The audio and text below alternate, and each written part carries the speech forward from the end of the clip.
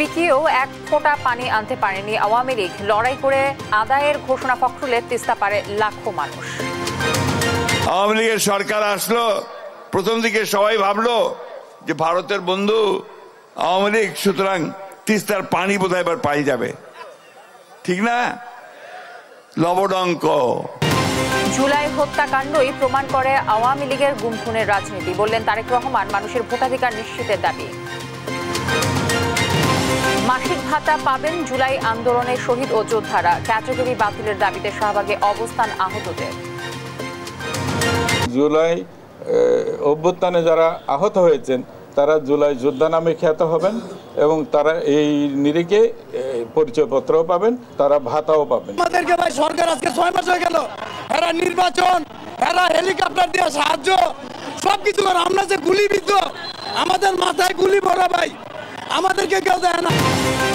Student first Bangladesh first স্লোগানে আসছে নতুন ছাত্র সংগঠন। কাল থেকে শুরু সদস্য সংগ্রহ। আদর্শ হবে মধ্যপন্থী। এবং ফেনীতে পিকআপ ও কাভার্ড ভ্যানের সংঘর্ষে নিহত 6। ঢাকা চট্টগ্রাম মহাসড়কের মাইজবাড়িয়া মাদ্রাসা এলাকায় ঘটে দুর্ঘটনা। দর্শক, আমন্ত্রণ সংবাদ রাতে। শুনছিলেন সংবাদ শিরোনামগুলো। সংবাদ রাতে আপনাদের সঙ্গে রয়েছে আমি তানসিয়া জুথি। আওয়ামী লীগ ভারতের বন্ধু, অথচ 15 বছরে দেশটি থেকে তিস্তার এক ফোঁটা পানি আনতে পারেনি বলে মন্তব্য করেন বিএনপি মহাসচিব মির্জা ফখরুল ইসলাম আলমগীর। সেই সঙ্গে তিস্তা নিয়ে ভারত বাংলাদেশের সাথে বুদ্ধিবৃত্তিক প্রতারণা করে আসছে বলে মন্তব্য করেন বিএনপি নেতারা। এ সময় নির্বাচিত সরকার ছাড়া তিস্তা মহাপরিকল্পনা বাস্তবায়ন সম্ভব নয় বলেও জানান তারা। রফিকুল ইসলামের প্রতিবেদন। তিস্তার পানির ন্যায্য হিস্সা ও মহাপরিকল্পনা বাস্তবায়নের দাবিতে তিস্তা পাড়ে 48 ঘন্টার অবস্থান কর্মসূচিতে আসেন লাখো মানুষ। সোমবার বিকেলে কুড়িগ্রামের রাজারহাট উপজেলার বুড়িরহাট এলাকায় তিস্তা পাড়ে তিস্তা নদী রক্ষা আন্দোলনের অবস্থান কর্মসূচিতে অংশ নেন বিএনপির চেয়ারপারসনের উপদেষ্টা মোয়াজ্জেম হোসেন আলাল। এ সময় তিস্তা নিয়ে ভারত বাংলাদেশের সাথে বুদ্ধিবৃত্তিক প্রতারণা করে আসছে বলে মন্তব্য করেন তিনি। এখানে শুকনো খড়খড়া মাটি ছিল, সেই মাটিগুলো যাতে আন্তর্জাতিক মিডিয়ার মাধ্যমে সারা বিশ্বের কাছে প্রতিবেশী দেশের প্রতারণার চিহ্ন হয়ে না থাকে, এই জন্য অল্প কিছু পানি ছেড়ে জায়গাগুলিকে ডুবিয়ে দেওয়া হয়েছে। এটা হচ্ছে বুদ্ধিবৃত্তিক প্রতারণা। তো আমাদের প্রতিবেশী কত ভালো, এটা থেকেই বুঝে নিতে পারি আমরা। নির্বাচিত সরকার ছাড়া তিস্তা মহাপরিকল্পনা বাস্তবায়ন সম্ভব নয় বলেও মন্তব্য করেছেন বিএনপির ভাইস চেয়ারম্যান বরকতুল্লাহ বুলু। বিকেলে রংপুরের মহিপুর পয়েন্টে অবস্থান কর্মসূচিতে অংশ নেন বিএনপির স্থায়ী কমিটির সদস্য ইকবাল হাসান মাহমুদ টুকু। এ সময় জনগণের সরকার ক্ষমতায় এলেই এটি বাস্তবায়ন হবে বলে মন্তব্য করেন তিনি। এ সময় জনগণ ঐক্যবদ্ধ থাকলে পানির ন্যায্য হিস্সা আদায়ের পাশাপাশি মহাপরিকল্পনাও বাস্তবায়ন হবে বলেও জানান গণসংহতি আন্দোলনের প্রধান সমন্বয়ক জোনায়েদ সাকি। জনগণ যদি ঐক্যবদ্ধ থাকে, আগামী দিনে যেমন দেশের ভেতরে গণতন্ত্র আসবে, তেমনি আন্তর্জাতিকভাবেও আমরা আমাদের ন্যায্য হিস্সা আদায় করতে পারবো। একই কর্মসূচিতে অংশ নিয়ে দাবি আদায়ে সবাইকে ঐক্যবদ্ধ থাকার আহ্বান জানান বিএনপির ভাইস চেয়ারম্যান শামসুজ্জামান দুদু ও সাংগঠনিক সম্পাদক আসাদুল হাবিব দুলু। জেগে উঠতে হবে, শহীদ জিয়ার বাংলাকে যারা শ্মশান করতে চায়, বেগম জিয়ার বাংলাকে যারা শ্মশান করতে চায়, তারেক রহমানের বাংলাকে যারা শ্মশান করতে চায়, তাদের সঙ্গে আমাদের কোনো আপোষ নাই, হতে পারে না, পারে না, পারে না। কর্মসূচিতে যোগ দিয়ে বিএনপি মহাসচিব মির্জা ফখরুল ইসলাম আলমগীর ভারতকে উদ্দেশ্য করে বলেন, বাংলাদেশের মানুষের সঙ্গে বন্ধুত্ব চাইলে আগে তিস্তার পানি দিতে হবে। সীমান্তে গুলি চালানো বন্ধের পাশাপাশি দাদাগিরিও ছাড়তে হবে। ভারতকে পরিষ্কার করে বলতে চাই, আগেও বলেছি, এখনো বলছি, বাংলাদেশের মানুষের সঙ্গে যে বন্ধুত্ব করতে চান, তাহলে আগে তিস্তার পানি দেন, সীমান্তে গুলি করে হত্যা বন্ধ করেন, আর আমাদের সঙ্গে বড় দাদা মতন যে আচরণ সেটা বন্ধ করেন। পানির বিষয়ে ভারতের সঙ্গে মুখ খুলতে অন্তর্বর্তীকালীন সরকারের প্রতিও আহ্বান জানান তিনি। সেই সঙ্গে দ্রুত নির্বাচন দেওয়ারও আহ্বান তার। অন্তর্বর্তীকালীন সরকার কথায় তো বলেন যে আপনার নিরপেক্ষ, তো নিরপেক্ষ কিন্তু এই জায়গায় থাকলে চলবে না। এই জায়গায় আপনাকে মুখ খুলতে হবে, ভারতকে বলতে হবে যে আমার পানির ন্যায্য হিস্সা আমি চাই। আর আপনি যেহেতু অন্তর্বর্তীকালীন সরকার, খুব তাড়াতাড়ি নির্বাচনটা দিয়ে জনগণের সরকারের হাতে ক্ষমতা দেন। বন্যা মৌসুমে পানিতে ভাসলেও শুষ্ক মৌসুমে মরুভূমির হাত থেকে রক্ষা চায় তীরবর্তী মানুষজন। রফিকুল ইসলাম, দেশ টিভি, রংপুর। এদিকে তিস্তা মহাপরিকল্পনা বাস্তবায়ন ও পানির ন্যায্য হিস্সা আদায়ে হাজার হাজার মানুষের ঢল নেমেছে তিস্তা পাড়ে। তিস্তার বাংলাদেশ অংশের ১১৫ কিলোমিটারের ১১টি পয়েন্টে চলছে ৪৮ ঘন্টার লাগাতার অবস্থান কর্মসূচি। সহকর্মীদের পাঠানো তথ্য ও চিত্রে টুম্পা আফরোজের রিপোর্ট। জাগোবাহে তিস্তা বাঁচাই স্লোগানে তিস্তা পাড়ে ৪৮ ঘন্টার অবস্থান কর্মসূচি শুরু হয়েছে। তিস্তা নদী রক্ষা আন্দোলনের ব্যানারে তিস্তাপাড়ের জেলা লালমনিরহাট, কুড়িগ্রাম, রংপুর, নীলফামারী ও গাইবান্ধায় একসঙ্গে চলছে এ কর্মসূচি।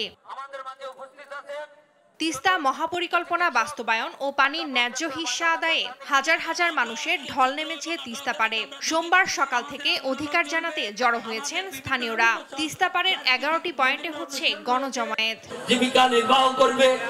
সকাল থেকে তিস্তা ব্যারেজের নীলফামারীর ডালিয়া পয়েন্টের হেলিপ্যাড মাঠে অবস্থান নিয়েছে ১০,০০০ মানুষ। জেলার বিভিন্ন স্থান থেকে ব্যানার, ফেস্টুন, প্লেকার্ড হাতে মিছিল সহ জমায়েত হতে শুরু করে তারা।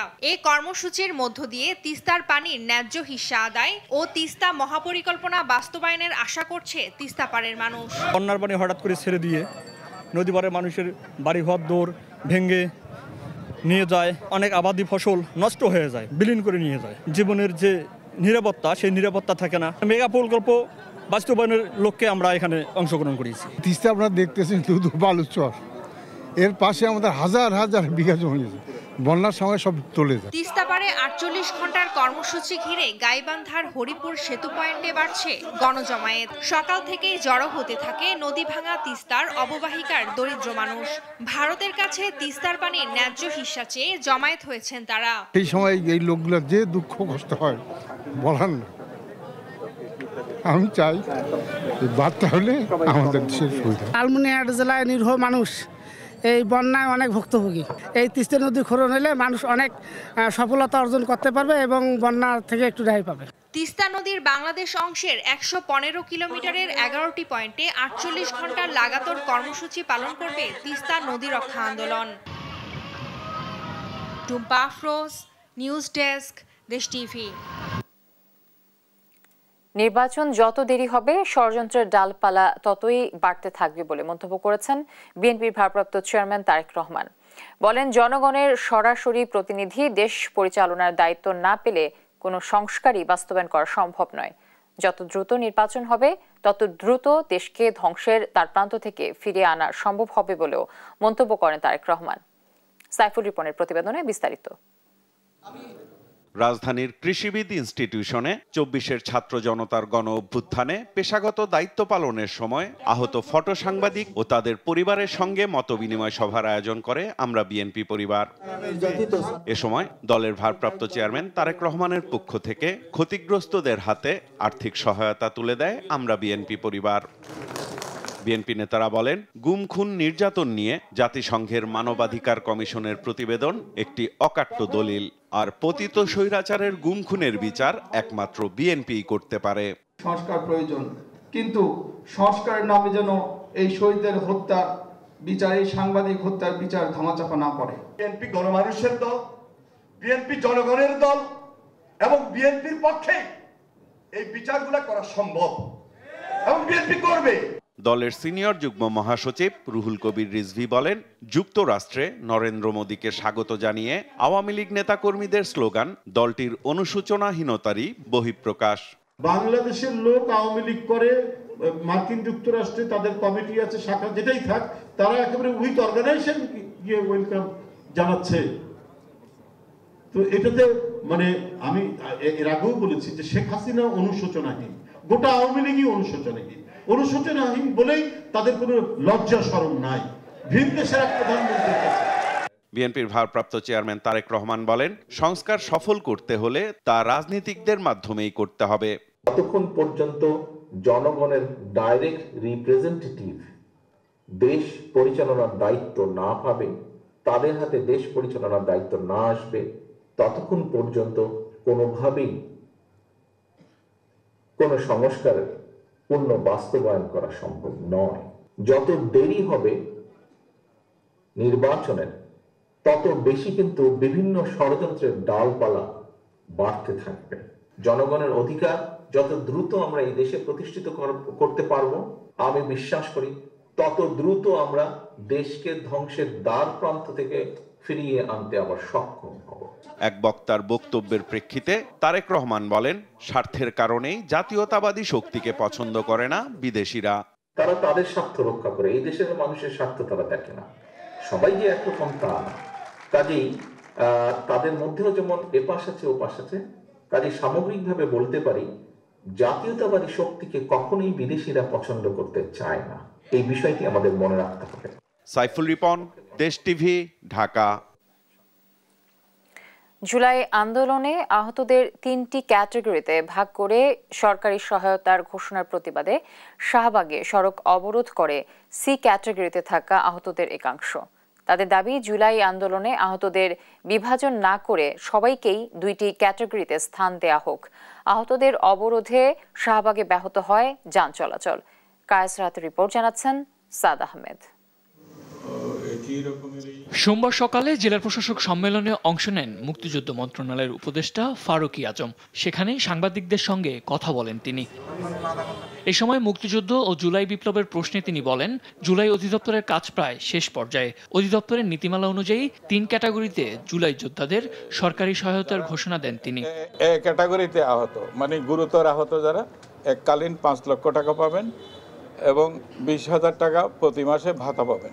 এক অঙ্গহানি হয়েছে এই ধরনের যারা আহত যারা আছেন তারা 15,000 টাকা করে ভাতা পাবেন আর 3 লক্ষ টাকা এককালীন পাবেন। আর একটা সামান্য আহত ছিল, চিকিৎসা নিয়েছেন, ভালো হয়ে গেছেন, তারা অগ্রাধিকার ভিত্তিতে চাকরি ইত্যাদির পুনর্বাসন কর্মসূচিতে অগ্রাধিকার পাবে। এই ঘোষণার প্রেক্ষিতে বিকেলে শাহবাগ মোড় অবরোধ করে সি ক্যাটাগরিতে থাকা আহতদের কিছু অংশ। দাবি করেন কোনো বৈষম্য না করে আহত সবাইকে যেন 2 ক্যাটাগরিতেই স্থান দেওয়া হয়। জুলাই অভ্যুত্থানে যারা মারা গেছে তাদের বিষয়ে আমাদের কোনো প্রশ্ন নাই, কিন্তু যারা আহত এখনো যারা বেঁচে আছেন আমাদের মধ্যে কেন ক্যাটাগরি করা হলো? 80% আহতরাই সি ক্যাটাগরির মধ্যে, আমাদের সি ক্যাটাগরির জন্য কোনো সুযোগ সুবিধাই রাখা হয়নি। আমরা কোনো ক্যাটাগরি চাই না ভাই। আমরা সি ক্যাটাগরি মানি না, আমরা আমাদের দাবির জন্য আজকে রাজপথে আছি।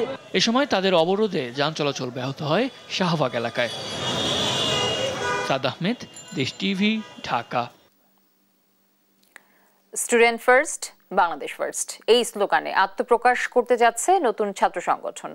ছাত্র নাগরিক সংহতি ও নতুন ছাত্র রাজনৈতিক দল গঠনের লক্ষ্যে 18 ফেব্রুয়ারি জনমত জরিপ ও সদস্য সংগ্রহ কর্মসূচি ঘোষণা করেছে বৈষম্য বিরোধী ছাত্র আন্দোলনের সমন্বয়ক আবু বাকের মজুমদার। সোমবার বিকেলে ঢাকা বিশ্ববিদ্যালয়ের মধুর ক্যান্টিনে সংবাদ সম্মেলনে এই ঘোষণা দেওয়া হয়। কোনো আদর্শ নয়, বরং মধ্যপন্থী দল হিসেবে কাজ করার কথা জানান আরেক সমন্বয়ক আব্দুল কাদের। দলীয় লেজুর বৃত্তির কারণে এর বাইরে স্বতন্ত্র ছাত্র সংগঠন হিসেবে ছাত্রদের অধিকার আদায়ে কাজ করবে বলে জানান তিনি।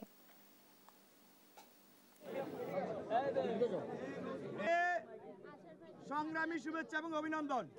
সফিস্টিকেটেড ভাবে ভিশনারি পলিটিক্স করতে চায়, তারা মূলত এই নতুন ছাত্র সংগঠনের উদ্যোগ নিয়েছে। অভ্যুত্থান পরবর্তী সময়ে আমরা একাধিক রাজনৈতিক নতুন দল আসছে এরকম কথা আমরা শুনতে পাচ্ছি। সো তার সাথে আসলে আমাদের এই উদ্যোগের কোনো সম্পর্ক নেই। এটি একটি স্বতন্ত্র উদ্যোগ। সে নতুন কোনো রাজনৈতিক দল নতুন কোনো ছাত্র সংগঠন ঘোষণা করবে কিনা সেটি একান্তই তাদের ব্যক্তিগত সিদ্ধান্ত এবং তাদের রাজনৈতিক সিদ্ধান্ত। সেই সাথে বৈষম্য বিরোধী ছাত্র আন্দোলনের কথা আপনারা বললেন, কারোর সাথেই আসলে আমাদের এই ছাত্র সংগঠনের যে উদ্যোগ তার কোনো সম্পর্ক নেই। এটি একটি স্বতন্ত্র এবং এটি নিজের গঠনতন্ত্র অনুযায়ী চলবে। ফেনীতে কাভার্ড ভ্যানের চাপায় 6 নির্মাণ শ্রমিক নিহত এবং অন্তত আরো 10 জন আহত হয়েছেন। সোমবার সন্ধ্যা 7টার দিকে ঢাকা চট্টগ্রাম মহাসড়কের হাফিজিয়া এলাকায় এই দুর্ঘটনা ঘটে। চট্টগ্রাম থেকে ঢাকায় যাচ্ছিলেন 14 থেকে 15 জন শ্রমিক। ফেনী হাফিজিয়া এলাকায় পৌঁছলে পেছন থেকে একটি গাড়ি তাদের পিকআপটিকে ধাক্কা দেয়। এতে পিকআপটি উল্টে শ্রমিকরা সড়কে ছিটকে পড়েন। এরপর অন্য একটি কাভার্ড ভ্যান তাদের চাপা দেয়। এতে 5 শ্রমিক ঘটনাস্থলেই মারা যান এবং আহত হন 10 জন। আহতদের হাসপাতালে পাঠানো হয়েছে।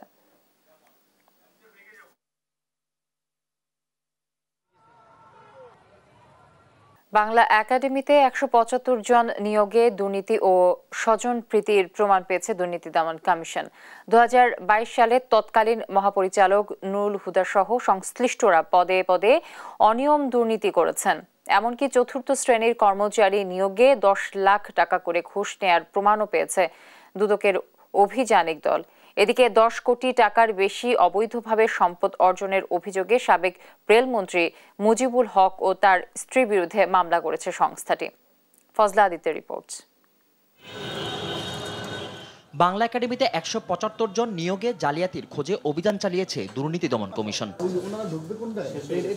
সংস্থাটি বলছে 2022 সালে কর্মকর্তা কর্মচারী বিভিন্ন ক্যাটাগরিতে 180 জনের নিয়োগ বিজ্ঞপ্তি দেয় বাংলা একাডেমি। 50,000 প্রার্থীর কাছে আবেদন বাবদ অন্তত 2 কোটি টাকা জমা হয়। এর মধ্যে 1.5 কোটি টাকা লুটপাট করেন তখনকার মহাপরিচালক সহ অন্যান্যরা।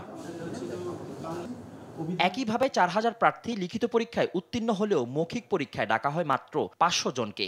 এই ফল প্রকাশ না করে 175 জনকে নিয়োগের সুপারিশ করে তারা, যেখানে চুক্তিভিত্তিক নিয়োগকে স্থায়ী করা, আত্মীয় স্বজন ও কমিটির সুপারিশের ভিত্তিতে নিয়ম লঙ্ঘন করে নিয়োগ দেওয়া হয়। এমনকি কর্মচারী নিয়োগে 10 লাখ টাকা করে ঘুষ নেয় সংশ্লিষ্টরা।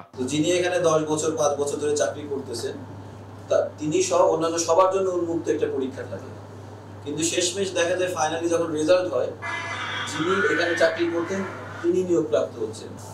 আর্থিক লেনদেনের বিষয়ে আমরা ওনাদের বক্তব্য নিয়েছি, আসলে কেউ এখনো স্বীকার করেনি যে আসলে আমরা আর্থিক লেনদেনের মাধ্যমে নেওয়া হয়েছে। আর অতীতে অনিয়ম স্বজনপ্রীতির মাধ্যমে নিয়োগের অভিযোগ খতিয়ে দেখে ব্যবস্থা নেয়ার আহ্বান জানান বর্তমান মহাপরিচালক। আমরা ইমপ্রেশনটা পেয়েছি, কিন্তু সেটার তো আসলে প্রামাণিকতার ব্যাপারটা তো ভিন্ন। সেটা ধরা যাক কোনো ফর্মাল বডি যদি ইনভেস্টিগেট করে তাহলে সেটা তারা প্রক্রিয়াগতভাবে বুঝতে পারবেন, আইনিভাবে বুঝতে পারবেন। এদিকে অবৈধভাবে 10 কোটি টাকার বেশি অবৈধ সম্পদ অর্জনের অভিযোগে সাবেক রেলমন্ত্রী মুজিবুল হক ও তার স্ত্রীর বিরুদ্ধে মামলা করেছে দুদক। তাদের বিরুদ্ধে অনুসন্ধানে অবৈধভাবে সম্পদ অর্জনের তথ্য প্রমাণ পাওয়ার কথা জানান মহাপরিচালক আক্তার হোসেন। রেলমন্ত্রী হিসাবে দায়িত্ব পালনকালে 7 কোটি 39 লক্ষ টাকারও বেশি মূল্যের সম্পদ অর্জন করার অভিযোগ প্রাথমিক অনুসন্ধানকালে প্রমাণিত হয়েছে। সংশ্লিষ্ট ধারায় একটি মামলা রুজুর সিদ্ধান্ত গৃহীত হয়েছে। ফজলে আদিত্য, দেশ টিভি, ঢাকা। দেখছেন সংবাদ রাত।